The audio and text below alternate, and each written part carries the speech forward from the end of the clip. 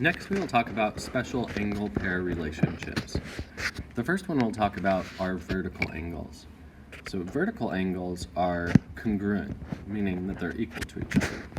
Remember, vertical angles are our non-adjacent angles, so the ones that are not next to each other, that are formed by two intersecting lines. So non-adjacent formed by two lines. So there's our vertical angles, and our vertical angles are going to be always equal to each other. Complementary angles are two angles with measures that have a sum of 90 degrees, or they add to 90 degrees. So if we have a right angle and we have a ray that goes through it, to create two new angles, we can say that those two angles, 1 and 2 in this example, add up to 90 degrees. Or we can look at any other angles that add up to 90 degrees, and we would say that those are complementary angles, like 65 and 25. Add up to 90, so those are complementary angles. Supplementary angles are two angles with measures that have a sum of 180. So two angles that add to 180 degrees. The most common supplementary angle that you'll see is when we have a linear pair. So for example, 3 and 4 are a linear pair here. It's a pair of angles that have a common side, and their non-common side is two opposite rays. So there's a line, and the two angles are adjacent to each other.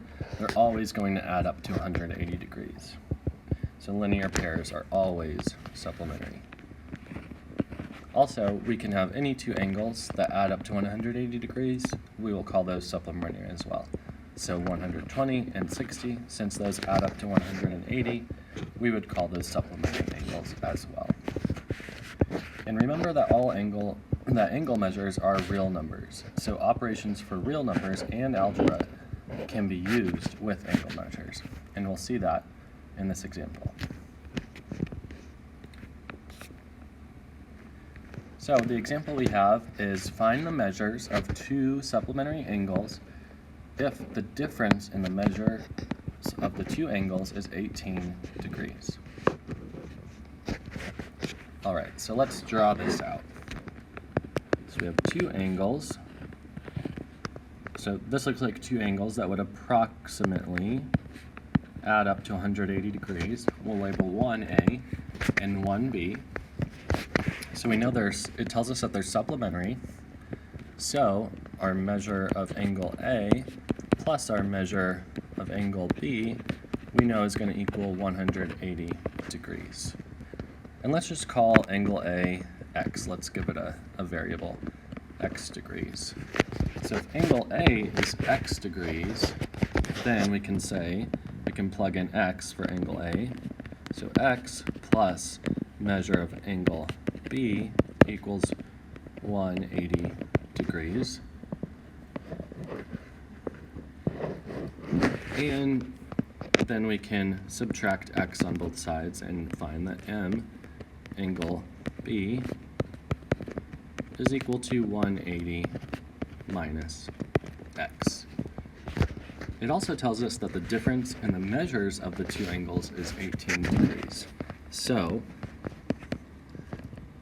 m angle B minus, in our angle A we're calling x, minus x equals 18. And now we've already solved for m angle B here, so we can just substitute this in here. So we have 180 minus x equals 18. So let's simplify that. 180 minus 2x equals 18. Subtract 180 from both sides, and we get negative 2x equals negative 162. And then we divide both sides by 2, so negative 162 divided by 2 gives us x equals 81.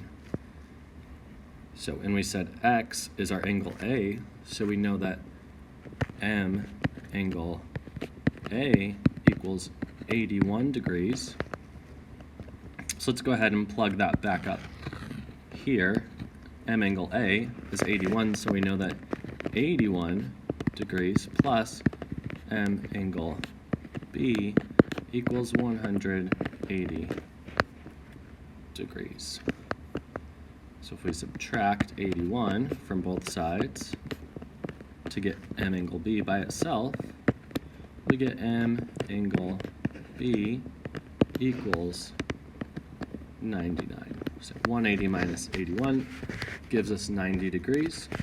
So we've just solved for both. We have M angle A equals 81 and M angle B equals 99 degrees. And just to check our work, we can check that they fit this original formula. So 81 plus 99, so 81 plus 99 should equal 180. And this is true.